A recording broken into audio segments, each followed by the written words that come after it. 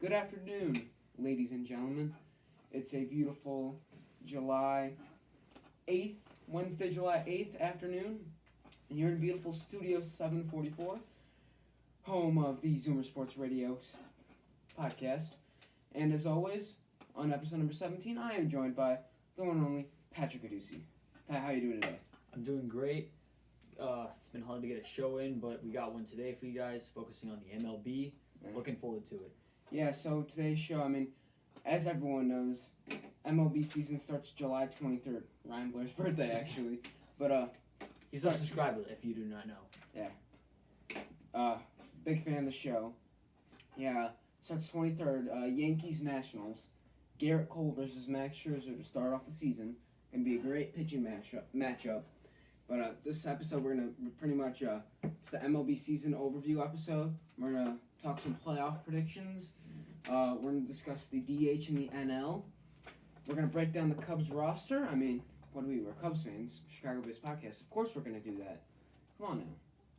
And then, let's get rolling. So, I think that the first thing we should look at we should talk about the teams. Yeah, let's talk about the teams. Which teams are going to take the biggest jumps? Which ones do you think could, lost too much that they can't come over it?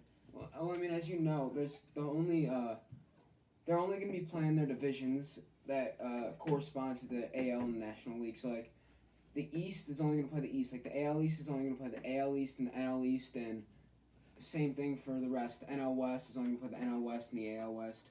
Hold on. I'm going to pull up the opening day matchups and tell you which ones I'm going to... I'm going to watch Yankees Nationals for sure. I'm going to watch Cubs Brewers for sure. That's going to be a great one to watch, Cubs Brewers. I'm thinking Darvish will get the starting job, but I don't know. Ross is the manager. Might give it to John Lester. Yeah, I think that it could definitely go either way, especially with Ross as the manager. Different era for... new era for Chicago baseball. We will talk about the Cubs in a little bit, but yeah, I think that coming in that matchup, that's definitely one I'm going to be watching. It's 2 weeks pretty much, so definitely looking forward to that matchup. That's the highlight of the opening day. This has been a weird summer. Summer is it doesn't feel like summer without baseball, honestly. It doesn't feel... I honestly just feel like, based on my schedule, it just doesn't feel like summer at all. No baseball, no nothing. The Chicago Dogs had opening day last night, actually. Yes, they did. They have 20% capacity in the stadium, which is pretty sweet for Dogs fans. And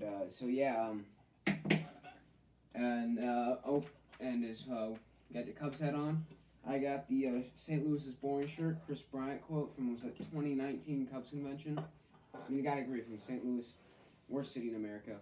It's got the worst pizza in America, the worst hockey fans in America, and the worst baseball fans in America. And they have a giant parabola in their skyline. Come on now. What is that? You said it all. St. Louis is definitely boring. But as we look into this season, 60-game schedule. It's a sprint. It's a sprint. I think the phrase is baseball is a marathon. Not this year. Baseball is not... it's 162 games for a reason. That's what separates the best from the worst. I think that this is a year where some of the more talented teams, and experienced young teams, the real potential could show on early on, and that could be beneficial in terms of teams like the Blue Jays, the Mets, the Reds, the White Sox, even. The White Sox. Not to mention them. The White Sox. I don't think they're gonna make it, but they could really. Especially playing the Tigers and Royals all the time. They can, and the Pirates. No, I think that they could definitely make a run for it. They have a very favorable schedule. The Blue Jays, the Blue Jays have a hard schedule though. Yeah, they have but they got schedule. A really young team with Vladdy Jr., Bo Bichette, Cavan Biggio, Lourdes Gurriel Jr. It's a great team. They got Ryu from the Dodgers this year. He was an all-star last year. I actually saw him pitch on Sunday Night Baseball at Fenway Park. Mm-hmm. So I think let's talk about the AL East here. This is probably one of the most interesting divisions. You got the Red Sox. How are the Red Sox going to do without Mookie Betts, and without Chris Sale, because Chris Sale's on the 45-day DL. This wasn't even a playoff team last year, so ever since the World Series in 2018, They've had a huge World Series hangover. They've just gone on a huge downslope. Huge downslope. So losing Mookie Betts, this looks like a huge, obvious rebuild. I don't know how they'll come back from it, but I mean, here's what I would want to bring up for the Red Sox are an interesting team here because, listen, they still have a bunch of guys. They still have a bunch of all-star MVP caliber guys. Of course, you got J.D. Martinez, Xander Bogaerts, Rafael Devers. I mean, and then you got a bunch of role players who are gonna be good. Verdugo, Bradley, Pilar. Jose Peraza maybe, Chavis, Vasquez. I mean, this is a team. You know, you need pitching to win games. Yeah. Throughout the season, but in this 60-game stretch, if you have awesome hitting, I think you could get in. And especially at Fenway, a favorable hitter's park. Yeah, I think that this is going to be the season where bullpen is not. I mean, they say like you need a good bullpen to win the World Series. This season, I think that you just need like maybe 3 good pitchers. I think to get to the that's pretty much playoffs. all you need to get to the playoffs. And then once you get to the playoffs, anything can happen. Yeah. So that's why a team like the Yankees acquiring Garrett Cole, they can be really top heavy and still, Aaron Judge, Stanton, that's going to be enough. Did you see Stanton rock that ball off Tanaka and BP? I did see that. Dude, Tanaka, that looks like terrible. Like, that's easily a concussion. Like, I'll add it into the YouTube. But for all those who didn't see it, go look up Giancarlo Stanton, Masahiro Tanaka batting practice. He just pounds one right off his head, line drive right up the middle. It was a pretty scary sight, but I mean, also something I'd like to bring into is the COVID-19 injured DL. Really, that is interesting because this is why the guys have teams have 60 man player pools because a star player say let's go with the Boston Red Sox. Say Xander and Devers go down with COVID. They're done. They're not gonna. Those 10 days without him, that's gonna detriment them for the rest of the season. No, absolutely. That's why when I'm talking about that's when Toronto, if they stay healthy, they could make a run for it. That's what we're alluding to. This is anyone's game. I mean, looking at this list, looking at how the divisions stack up, the Red Sox could very easily finish 4th. In fact, I'd have them finishing 3rd. Behind the Rays. No, I would have I think I would have the Yankees and then maybe Toronto. Given the season, given the schedule, given the young talent they have, I think that 60 games is gonna. Tampa is interesting because we all know they have 3 amazing starters: Glasnow, Morton, and Snell. But that hitting might be a factor because really, besides Austin Meadows, they don't really have much studs. Hunter Renfroe, maybe Kiermaier, their infield Brandon Lau. I just don't like that Rays hitting. That's a 162 team. They'll grind out wins. But in this 60 game, I don't know if I like the Rays here. I think that offense is definitely going to be, what's the word? It's going to be more important than defense. We'll just say that. Yeah, I feel like the offense this season will be more important than pitching. Like the Yankees, obviously they're going to get in. Granted, they have an amazing pitching staff. Cole, Severino, Tanaka. And their bullpen. Zach Britton, Chad Green, Chapman, Adam Ottavino. And they're hitting Judge, Stanton, Gardner, Hicks, Torres, Sanchez. They're a no-brainer. They're going to be in there competing for the World Series. No question. And then let's move over to the AL Central here. Worst division in baseball, I'd say. Is that fair? I would say they got 3 teams. Actually, no, 2 teams that are in the shitters. Honestly, I might say NL West, maybe. NL West? Really, besides the Dodgers and the Padres are on the rise, but all the other teams, I don't see anything, but we'll talk about them later. AL Central, honestly, maybe the AL West even, but you got Oakland, LA. The Angels are making some. I know, yeah, definitely making Trout. big strides. Trout, Rendon. Yeah, but let's talk Cleveland here. Cleveland, the Indians, they're having some name issues right now. We won't discuss that, but Francisco Lindor, Jose Ramirez, Carlos Santana, that infield core, that core group could easily take over at least a wild card, if not the division, due to the Tigers and Royals being in that division. But the Twins and White Sox are going to give them the most trouble. I think the Twins are still gonna. I mean, the Twins are the best hitting team in baseball last year. Okay, the Twins. People forget Yeah. about that because they got swept by the Yankees. Yeah, no question. People And forget about that. you know, they kind of had a quiet run to the postseason because you know people thought it was just a, you know, we kind of just forgot about the Twins for no specific reason. And yeah, with Max Kepler, all those guys, you know, they're definitely a team to watch. And Byron Buxton, I mean, I think he's over it. Josh Donaldson, it's going to be interesting to see how he is. Jose Barrios also overrated. Honestly, the Twins are a pretty overrated team, but also underrated at the same time, if that makes any sense. Yeah, I think they're overrated because they think that because of last season now they It's have gonna the be Indians it's gonna be a wrapped up. cakewalk. Yeah, but I mean, the Indians, remember, they still won 90-plus games last year. They barely missed the wild card. And at the same time, you know, the Twins are underrated because they're never the heavy favorites to get to a World Series, but they're always going to be in the hunt, and they can compete with the Yankees. I mean, they can compete, obviously. When you got Astros. Francisco Lindor and Ramirez and, I mean, that pitching staff, I mean, with Clevenger and what's his face? Shane Bieber. That pitching staff's amazing. I mean, it's awesome to see how they've transformed from, like, the Kluber, Trevor Bauer era into this new era without skipping a beat. And then moving along, the White Sox, very interesting team. This is one of those teams with a bunch of young talent that could get on a hot streak to make the playoffs. I mean, obviously they got Eloy Jimenez, Luis Robert, Tim Anderson, the batting title. They acquired Yasmani Grandal. Yeah, Yasmani Grandal. Grandal, the third best catcher in the league behind Contreras and Real Muto. Grandal is not the best catcher in the league. I don't care what people say. Grandal, not the best catcher. But yeah. Let's shift over to. I mean, their pitching staff too. Giolito. It'll be interesting. Kopech will hopefully be back this year for them. Mm-hmm. But let's go with let's talk some AL West with Houston.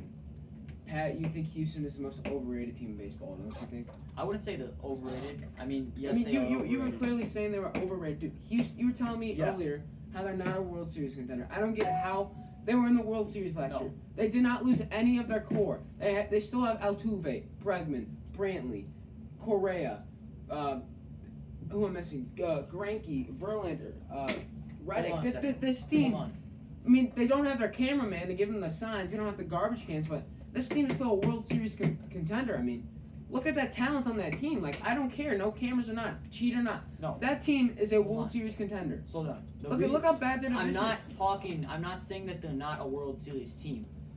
I just think that, talent-wise, right now, they are definitely a World Series contender. I just think that because of the scandal, I mean, yeah, they lost Garrett Cole. That's not a huge loss. They got a good. That is a huge loss. It is a huge loss. Garrett Cole's the best pitcher in the MLB. No. It's a huge loss, but they still got a great. I mean, they still got Verlander, Greinke, Urquidy, McCullers. Don't get me wrong. It's a huge loss, but they got enough pitchers to. I mean, the make bullpen. Up for that. They got in the bullpen and the division. Davinsky, Ozuna. I mean, the division. I mean, you got the Seattle Mariners. Probably might be the worst team in baseball besides the Tigers. But I mean, you cannot outrule Houston. No. Houston will always be dangerous. I mean, Bregman finished runner-up for the MVP last year. I mean, the reason why I don't think they're a contender. No one likes the Houston Asterisks, but you cannot just underrate them because I mean you call them most overrated. They are still an amazing team. The reason it's not a baseball reason why I don't think they can win the World Series. It's because of the scandal. I think that they're getting a little bit concerned about maybe we might have to break this team up. But why would you break this team up when that team is It's consistently show that they can win? It's just a little bit of a concern. But yeah, as long as they can keep their team together and not lose any huge pieces at the trade deadline, I think they're a World Series contender. We'll just have to wait and see. Alright, let's switch over to the Angels. With the best player in baseball, perhaps when it's all said and done, maybe he's the GOAT, Mike Trout. And his team with Shohei Ohtani, Pujols, Tommy La Stella, the newly acquired Anthony Rendon from the World Series champs the World Series champ Nationals. They got no pitching. Julio Teheran, Dylan Bundy are the best pitchers. I mean, honestly, this is where offense can prevail here. That's got Trout's not here, but Mike Trout might sit out for the season, and that's just going to be detrimental for all of baseball. I just think that this season is the most pressure on Mike Trout because this is arguably one of the best team he's ever had. Offensively, yeah, pitching is what they're lacking definitely, but as I said, pitching is not going to be as pivotal this season because of the season. So I think there's a lot of pressure on Mike Trout if he wants to get a World Series. Well, I don't think they're a contender, but like if he wants to at least get to the playoffs and have a decent shot of They're a sleeper team. having some postseason success, this is the year with the team. Anthony Rendon, World Series experience, won it with the Nationals last year. As you said, Tommy La Stella, Justin Upton. This team is probably the best team he's ever had, so I think there's pressure on him. Yes, he may sit out, but I think that if he does sit out, then I don't know if he'll have Here's what I get. Here, trust me, you walk up to anyone on the street, you ask him, see who the GOAT or who the best player in every league is. NBA, who's the best player? LeBron James, they'll get that. Or Kevin Durant, they know those guys. Giannis. Yeah. NFL, Tom Brady, they know who he is. Pat Mahomes, who just got the largest contract in sports history, Lamar Jackson. breaking Mike Trout's record. Lamar Jackson, Peyton Manning. Listen, if you walk up to anyone, really, any random guy, the chances of them knowing Mike Trout is little. They honestly probably have a better shot of knowing who Bryce Harper or Anthony Rizzo is. Like, here, MLB, like, you gotta market the Mike Trout. This is where MLB, like, Rob Manfred, he's a clown, he's a joke. The MLB marketing system should be fired for not marketing Mike Trout. Literally, I've only seen him in a Subway commercial, like, ever, nothing else. Like, they don't market Mike Trout, and it's just a shame to him because he will literally be the greatest player in NFL history. Just like MLB. Literally, NFL, everyone knows who Pat Mahomes is. The jersey sales are off. Tom Brady, he's the GOAT. Like, they market these guys. Like, Tom Brady's in, like, the Gillette commercials. Mahomes is in the State Farms commercials. Peyton Manning, Papa John's, Nationwide. Everyone knows who these guys. LeBron James got the shoe deal. He's got the Sprite commercial. People know who these guys are because the NBA and NFL know how to market their guys. MLB doesn't, and it's a shame. Mike Trout is a once-in-a-generational talent, and it's a shame. It's shameful that the MLB doesn't take initiative to market the most marketable guy in the sport. Instead, why don't they market him? It makes no sense. I think. Why don't they market him? A lot of that is because of Rob Manfred. He's trying to ruin the game. Yeah, Rob Manfred is trying to ruin the game. During that whole time of when he was deciding, and granted, they are going to play the season starting in 2 weeks, but they could have easily played the season. They could easily be playing baseball right now. It was if Rob Manfred wasn't. Rob Manfred makes Roger Goodell look like a good commissioner, and that's saying something. That is saying something because nobody likes Roger Goodell. No, not one person. Maybe guys that work in the NFL, but no fans. And what do sports leagues need to survive? They need fans. And you can't have all your fans hating you. Like, I think the way Rob Manfred handled this season was completely horrific. He said we're having baseball in May. Look what happened. We're sitting here talking about. It's July 8th and there's no baseball. Not happened. No. The Chicago Dogs, the Rosemont minor league team, are playing baseball. But we're not. But at Wrigley Field, there's not baseball and the right rest now. Of the minor that makes zero sense. Like AAA minor league is not having a season at all. So the fact that the Chicago Dogs are having a season and the MLB isn't, that speaks a lot to Rob.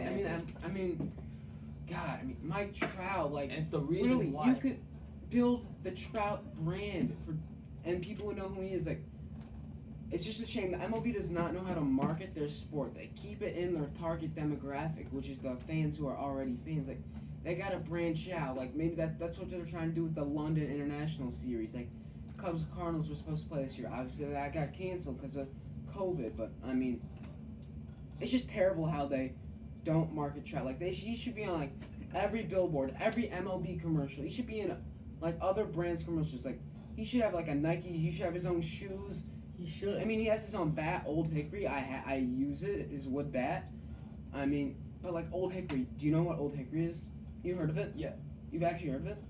No, not completely. You see, you never heard of Old Hickory. Exactly. Like this, they don't market him. People know Harper because Under Armour markets him. Why doesn't no one market Trout? That's just a shame. We just gotta move on this topic. Gotta move on. We're going to the NL now.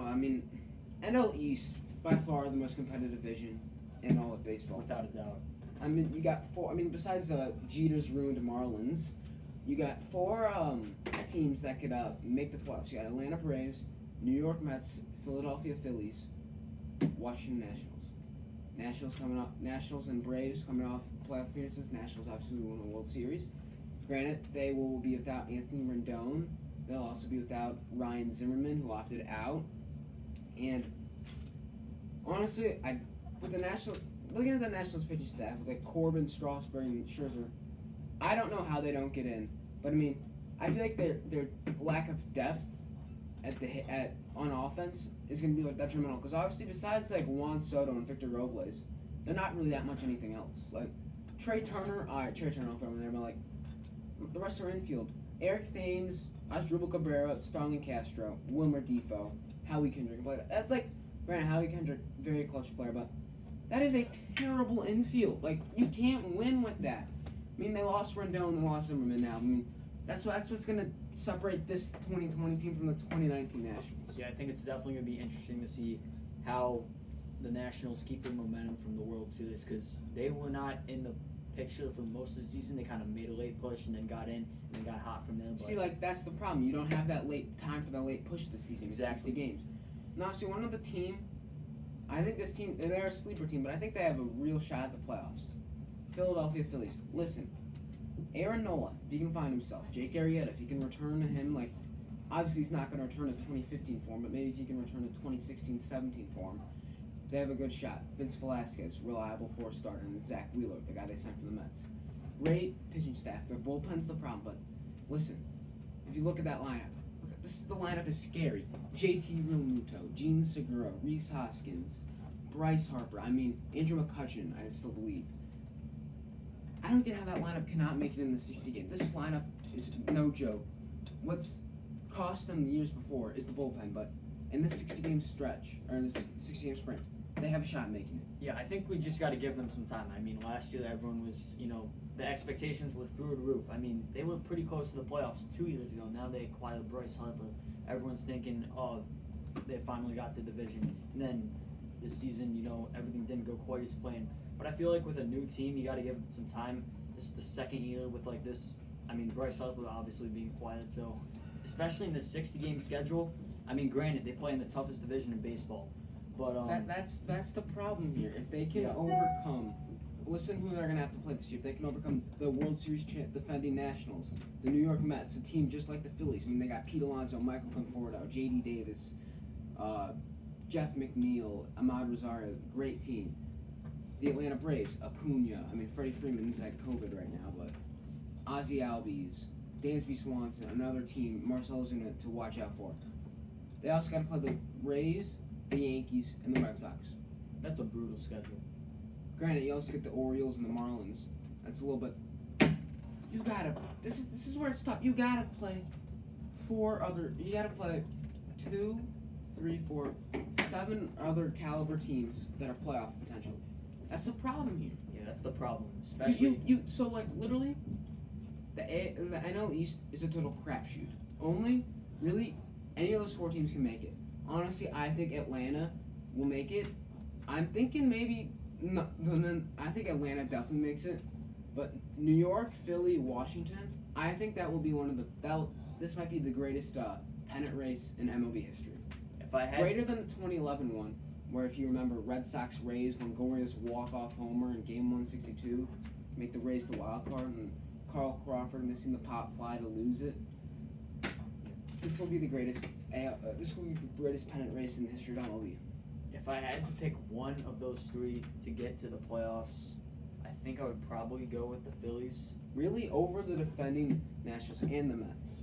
I just think that the Phillies have more talent, and especially with they have talent, but I mean the experience here, like Washington Nationals, they've been there and done that. New York Mets, they've gone to the World Series in 2015. They've gone to the World Series, but the Mets I think are a really young team. I think maybe we could give it some time. I mean, Pete Alonso's going to be in his second year. Yeah. And J.D. Davis, Jeff McNeil, still young guys. I mean, not this year, but they're going to be up and coming. It's very unpredictable, as every division's going to be. All right, let's talk NL West, and then go to the NL Central. We'll talk NL West, and then after the 30-minute break, we'll talk Cubs. Mm-hmm. So we're just gonna we'll talk NL Central, but mostly Cubs. But listen, Dodgers have this division. I don't know. There's nothing else to say. Even without David Price, like, really, I could see maybe San Diego going on a run with Machado, Myers, Tatis, Hedges.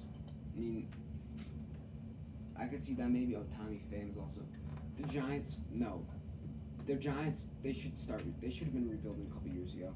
ever since really in 2017, they should have started their rebuild because Posey in his 30s, or Brandon Crawford and Brandon Belt in their 30s, Johnny Cueto in their 30s. The rebuild is going terrible so far. I mean, granted, they got Joey Bart now. He's looking to be a stud to replace Posey at the catching position. But then look at the Rockies. Arenado he wants out of Colorado because that team has no future. Daniel Murphy, Trevor Story, and Nolan Arenado, only bright spots that team. Charlie Blackmon, great player, he should be traded for prospects. Brendan Rodgers, also a nice prospect there, but he's done nothing. Arizona, you signed a Bumgarner, cool. It's gonna be you're in the exact same position of when you signed Greinke earlier. Like you're an 82-win team like every year. Like why do you want to sit there? You're not gonna make the playoffs. So just maybe like rebuild a year or two, and then boom, you're back into the playoffs. Like come on now, like you can't be this stupid, Patrick. You can't. Why sign Madison Bumgarner, the most clutch pitcher in postseason history, and your team's not even postseason caliber? It's just Bumgarner, Ketel Marte. Yeah, it's just not a good constructed team. It's not a well-built constructed team. If you can have that kind of talent at the pitching mound with Madison Bumgarner, I mean, World Series pitcher, and not know how to use him in the right way, like they did in Arizona, then you know that it's an organizational issue. And everyone, as you said, everyone but the Dodgers in this division has some sort of dysfunction. The Padres are probably my pick for second place if anyone is going to make the playoffs because of the young talent with Machado and everyone. But this division, it's probably the biggest gap between first and second. Yeah. No, I mean, listen, we're going to take a quick time out right now we're just going to take a quick time out. We're going to talk NL Central. We're going to talk Cubs, NLDH. You're listening to the Zoomer Sports Radio on Spotify, YouTube, Apple, or Google Podcast. Thank you. We'll be right back in just a moment. Hey guys, it's Sylvie from Waddle and Sylvie on ESPN 1000. When I listen to sports, I go to one place and one podcast, and that's by my guy Andrew Moody, my favorite Cubs fan, and Pat Adducci. This is the Zoomer Sports Radio Podcast. Enjoy and have fun. These guys know what they're talking about. Welcome back to the show, everyone. We just finished up the NL West. We're going to move on to the NL Central. And looking at this division, I think it's pretty obvious. Still only 3 playoff contenders. The Cubs, the Cardinals, and the Brewers. Andrew, what do you think? Whoa. Hold up. Wait a minute. As much as I'm a Cubs fan, are you really just gonna throw that shade to the Cincinnati Reds? Come on now. Are you kidding me right now? Are you really the Cincinnati Reds. You're really gonna do that to the Reds? Look at this team. Joey Votto, Pedro Strop, Trevor Bauer. Who's next? Just a bunch of no names. Are you kidding me? No names? Have you seen the guy from Japan? They got Shogo Akiyama. They got Nick Castellanos from the Cubs. That dude's a beast. Have you seen Eugenio Suarez? He's like an MVP caliber player. Come on now, Freddie Galvis. He's another veteran leadership. Like, come on, Mike Moustakas for sake. Dude, this team, they are better than both the Cardinals and the Milwaukee Brewers. You cannot deny that. I need proof. Yes, maybe they'll be a talented team, but you can't just say in year one in this 60-game stretch, they have a shot to make the playoffs. Okay, but yes, in some divisions, yes. But if you're talking about who is really a contender to make the playoffs, obviously, these 3 teams... The Cincinnati Reds got to be in the conversation. The Brewers have gotten to an NLCS. The Cardinals have won a World Series. The Cubs have won a World Series. The Brewers got so much worse. They've lost Mike Moustakas. They lost Eric Thames. They got so much worse over the offseason. Okay, but this team is still a playoff caliber team. I mean, just all they have is Christian Yelich. That's it. Christian Yelich. That's it. I mean, who else? He's going to be. They lost Yasmani Grandal, the 3rd best catcher in the game. Until I see otherwise, I'm going to trust. They lost Grandal. Are you kidding me? Until I see otherwise, I'm going to trust organizations who have won in the past, and that's the Brewers, the Cardinals, the Cubs. Cincinnati. What is Cincinnati? I mean, dude, all right. They have to play. They have to play also. They have to play everyone in the division that I think they're going to get beat up by. Also, they got to play the AL Central. Cleveland, Minnesota, White Sox are improving. That's a brutal schedule. There's no way. I mean, maybe. Listen. All right. Listen. Hey, just slow down here. Cincinnati Reds got one of the best pitching staffs. You got. I'll give you that. Trevor Bauer, Sonny Gray, Luis Castillo. Those top three are arguably the best in baseball. Those top three. Like, name another staff that has that good of a top three. Really, what else? I mean you could say the Dodgers, but they lost David Price in that. I mean, they're You just could say Walker the Buehler, Nationals at the Kershaw. end of the year last Oh, year. Nationals definitely. Nationals. Scherzer, Right. Strasburg, And Corbin. and Corbin. That's that's number one. Reds are number two. Yankees, no, they're not. I'm sorry. But the Cincinnati Reds, and their bullpen is awesome. Stroh, Raciel Iglesias, Michael Lorenzen, who can also play the outfield. They got Aristides Aquino, remember, hit 19 homers in like July or something. Okay, I'll give you that. But like, The Cincinnati Reds, they're like the 2015 Cubs. The Cubs in their first year, they did it. They went and got John Lester. That's their Trevor Bauer. yeah. They went and got that was next year. They got Dexter Fowler. That's their Mike Moustakas. I mean, the Cincinnati Reds are team. All right, don't forget Mark Payton, the guy. He was a Rule 5 pick for the Cincinnati Reds. He'll be in the outfield there. Dude, the Reds are a team up and coming. The Reds, they might not win the division. I mean, the Cubs are going to win, but they are definitely going to be a wild card. And you not changing my opinion. The Reds are a team to be. And you got to remember, they play in Great American Ballpark. Okay. That's like the hitters. That's a hitter's dream park, and they have all these guys that can hit moonshot homers. I mean, you got Joey Votto, Eugenio Suarez, Freddie Galvis has power, Moustakas has power, Aquino has power. Hopefully Shogo has power. I don't know. Mark Payton hit 30 homers in AAA last year. I mean, Mark Payton is a stud. I mean, he is the most underrated and overlooked guy in the MLB. That is 100%. No one is more underrated than him. I think I mean, that. have you seen the grind he has gone on? He's been in like AAA for like 4 years, and he finally just broke through by getting the Rule 5 pick. He is a stud. Mark Payton, literally, he might be Rookie of the Year. Honestly, I think Mark Payton. He's the most underrated player in the MLB. I don't know if you should say underrated because obviously he's going to be a rookie. But here's the thing. You said they have. They also got Castellanos. He can hit for power, dude. The Cincinnati Reds are a team to be reckoned with, and they will make it to the playoffs. I don't care who is in their way; they will make it to the playoffs. Hopefully, they don't beat the Cubs too much, but I hope they beat the shit out of the Brewers and the Cardinals. Like, I hate those franchises. The Reds, no problem with. Love Trevor Bauer. Love Mark Payton. Great players. They are gonna win. They might win the division, to be honest. They might win the division. It is not a guarantee that they will make the playoffs. It honestly. You said they have a great three. I'm willing to bet that the Reds make the playoffs this season. You said that they have a big three for pitching. They got a great bullpen. That's great and all. That's But what you need. in this season. That's what you bullpen need. is not going to need that much. Yes, you you always need in the playoffs. You need a bullpen. Yes. Dude, have you seen their lineup? Their lineup is scary. Scary. If they get to the playoffs, I think they can do really well. The question is, can they get there? Because They will get there. At the Their end of the lineup day, is scary, honestly. That's like one of the scariest, youngest lineups I've seen in a while. At the end of the day, I don't know if they'll have enough offensive sort of firepower to get to the playoffs. And then, once they get to the playoffs, I think they can be dangerous. But this team, I just think it's too inexperienced. They're dangerous in the regular season. Are you kidding me? Too inexperienced. When was their last playoff appearance? I'm sorry? 2014. That doesn't matter. The Cubs in 2015, their last appearance was 2008. Okay. That doesn't define your program. Yeah. David Bell, great manager. He's built something awesome here. I really think the Reds are a team to be reckoned with, and they will destroy and break all expectations that are given to them. Yeah, Joey Votto, I think could definitely help that team. But at the end of the day, I just think this team is way too. Joey Votto's a Hall of Famer. I just think that the teams in that division.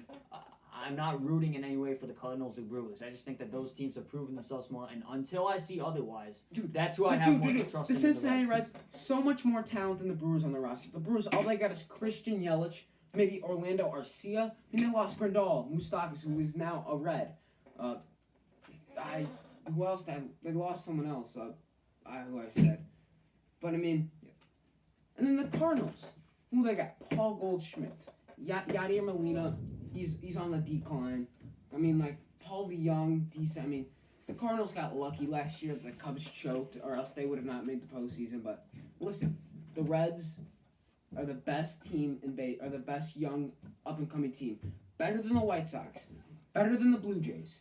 Better than any other team you want to say. Better than Oakland.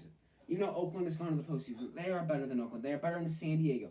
You cannot name one young and upcoming team better than the Reds. You can't even name The only team that competes with the Reds in the NL Central is the Cubs. Okay, but we gotta also account that it's not going to be a cake. They're just not going to beat all these teams. I mean, that the division they got to play, the AL Central and the NL Central. You know, they could make the playoffs, absolutely. I just think that if they get there, it's going to be hard to. Pat, I am a Chicago Cubs fan. I'm wearing a shirt that says St. Louis is born. I got my Cubs hat on. Yeah. And I still think the Reds are probably going to win the division. That's just how good they are. You know, the Cubs have experience. The Cardinals have experience. The Reds have the most talent, I think, in the division. Even if you look at the Cubs roster, Baez, Bryant, Rizzo, they're all in their prime. I mean, this team, the Reds, are the most slept-on team in baseball. I mean, they will make the playoffs this season, whether it's in the division or wild card. I hate to say it, as a Cubs fans, I think the Reds might have more talent on this team. I would not be surprised at all if they made the playoffs. But let's not treat You this literally you just contradicted your point. You literally just called it. You literally said before that only the teams you see contending are the Cubs, Brewers, and Cardinals. I was trying to. Did I just convince you? No, a little bit, but let me just say, let's not treat this like the Cleveland Browns, where I hate to bring up football, but like when they just overhype the team. Dude, but no one's overhyped. Dude, the Reds aren't getting overhyped with the Cleveland Browns. The Brewers or Cardinals are, honestly. Like the most overhyped team maybe in baseball, maybe the New York Mets probably. I don't know. The Cincinnati Reds will make the playoffs this year, some way, somehow. Mark my words. All right, I literally said I will bet. I would honestly bet a couple bucks on the Reds making the playoffs. I think the schedule. I have that much confidence in them. Even though they have to play the Twins, the Indians, the Cubs, they will make the playoffs. Trust me on that one. The schedule, I think, is definitely out of their favor, as is every team in that division. So we'll just have to wait and see. All right, let's move over to the Cubs, our team. All right, so the Cubs.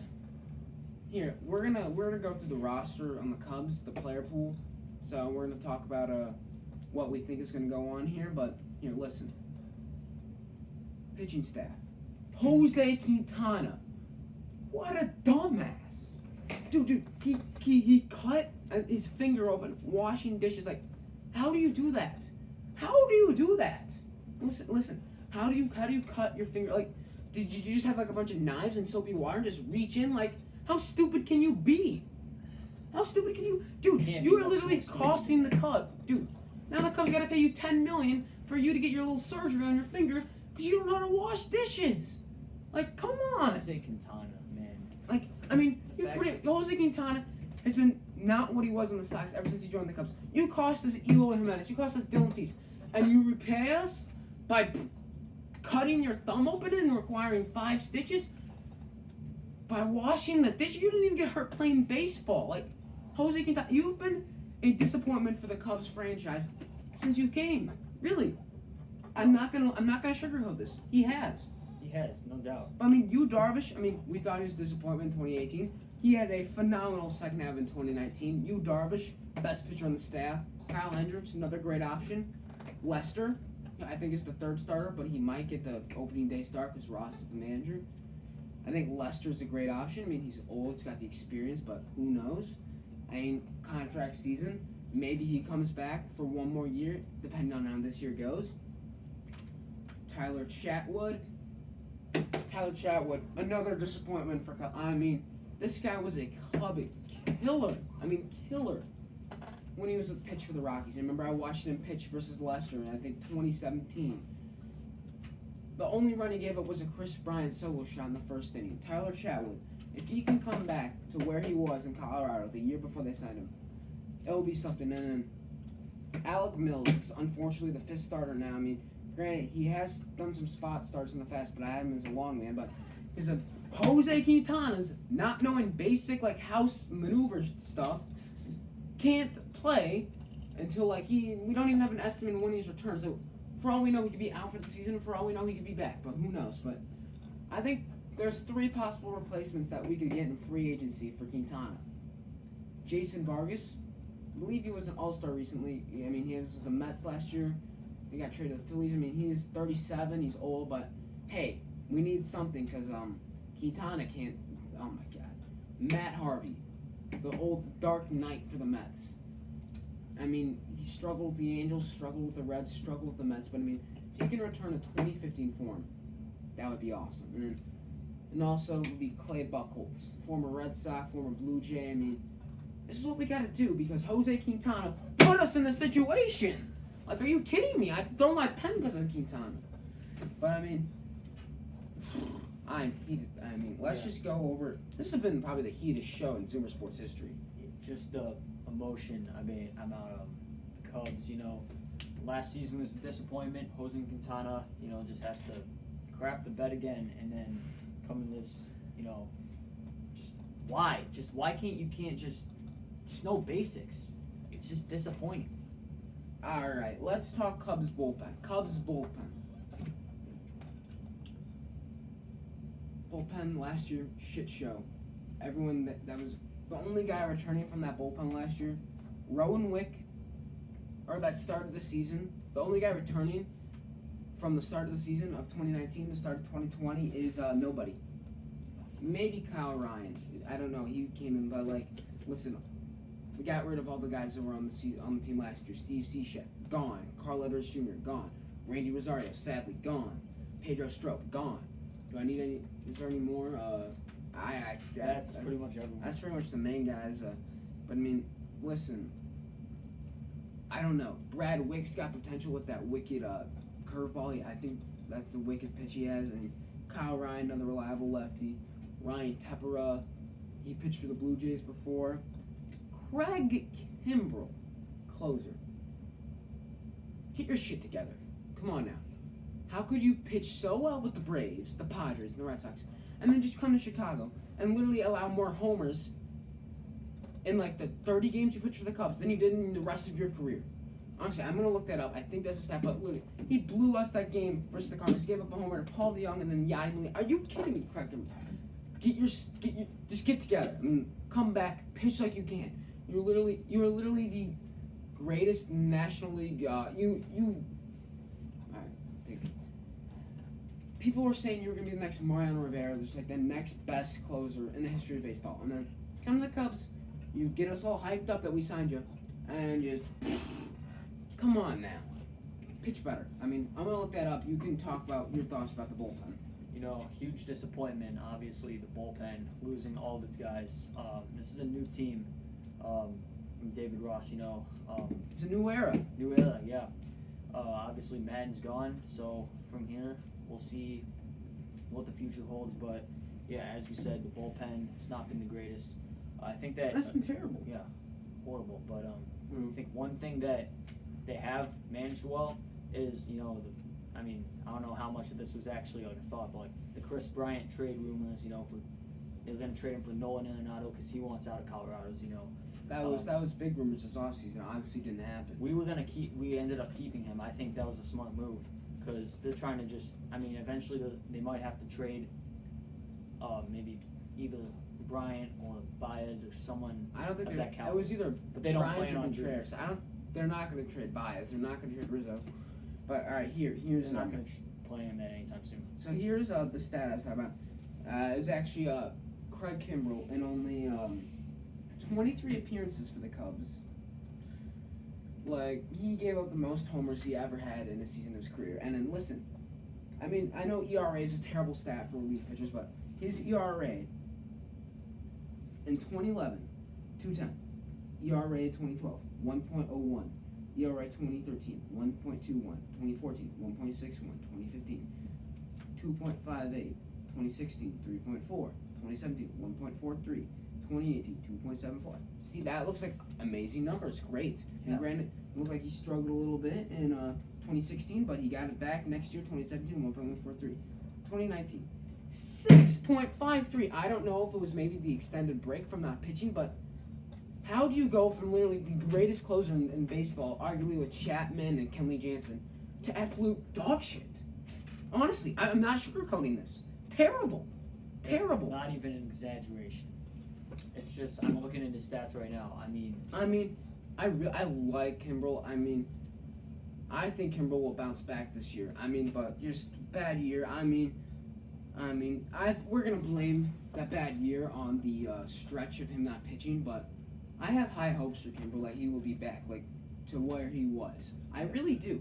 Because if you look at his worst season besides that in 2016 with the Red Sox, 2017 arguably also one of his best years. So I think he's going to bounce back really well. I have a lot of hope and desire. A lot of hope for Craig Kimbrell. I really like him. I know a lot of Chicago fans don't like him because of that, but I mean, look at you, Darvish. He sucked in 2018, amazing in 2019. Yeah. I mean, you got to have a short memory when you play baseball. So I think we just got to take this as some time along with the other teams. I mean, when you join a new team, I mean, granted, when he was at the Braves and the Padres and the Red Sox, I mean, he was making the All-Star game, World Series champion, Rookie of the Year.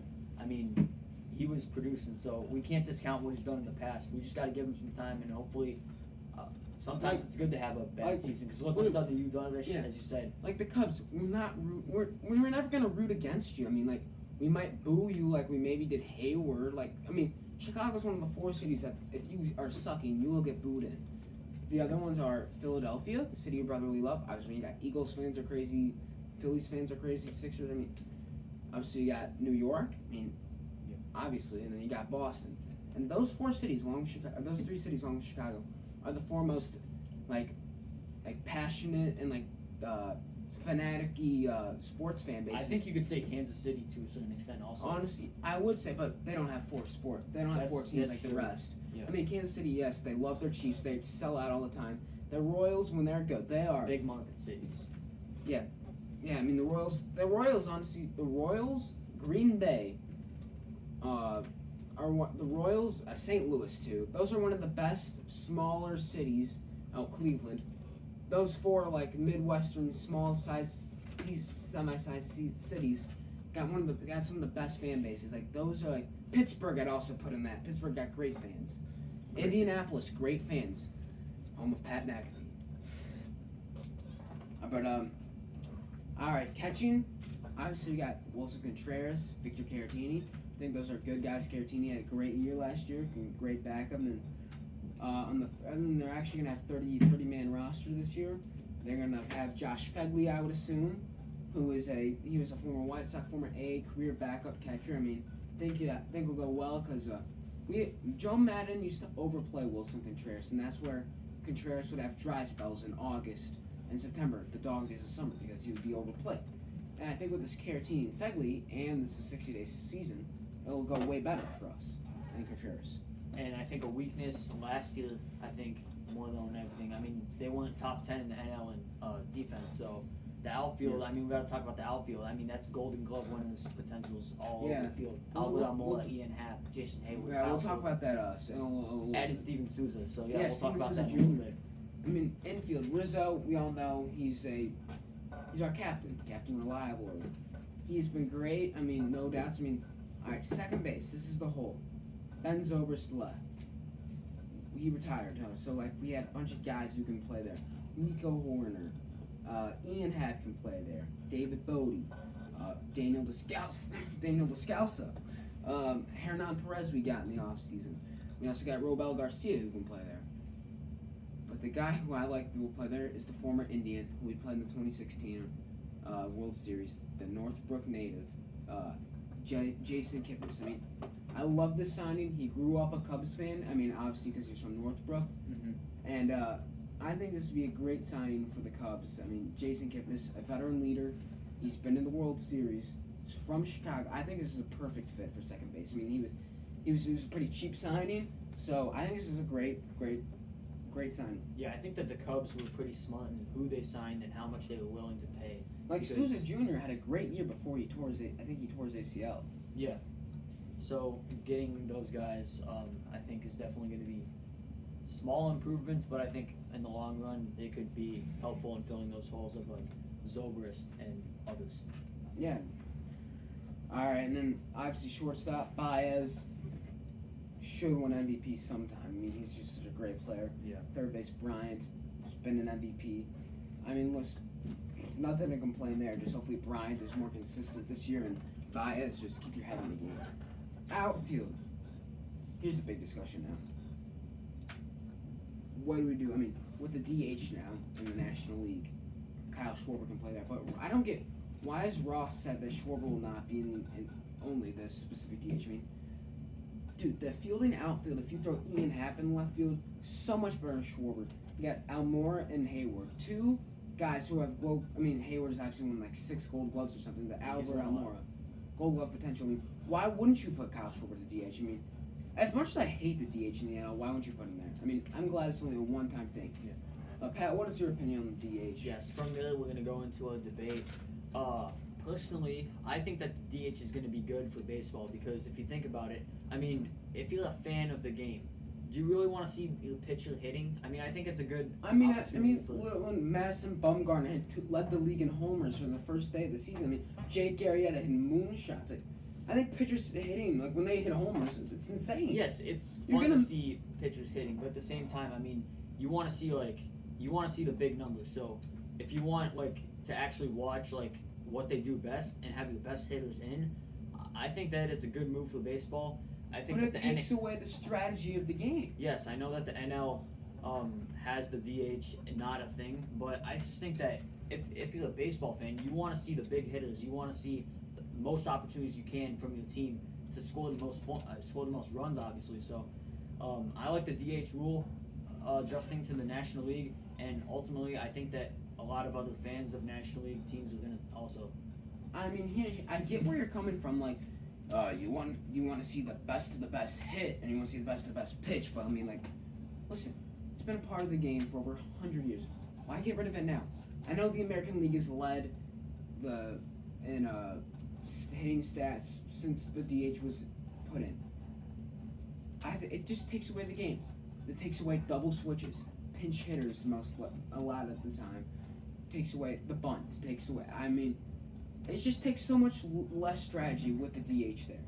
I understand where you're coming from. I understand the tradition. I understand, it's been the rule for over 100 some years. Why change now? But at the same time, I think that if we want to improve the game, because a lot of the time, the MLB at times can be a little bit not as many people are watching as, let's say, the NFL. Yeah, because they don't know how to market their players. Yes, they don't know how to market their players, but at the same time, this DH rule, although it only applies to the American League, if we want to get more fans to watch the game and we want more opportunities to see, home runs that's probably a little bit of an amateur way of saying it, but if we want to see the best of the best, if we want to see, because if you think about it, do you really want to see a pitcher striking out when the game's on the line?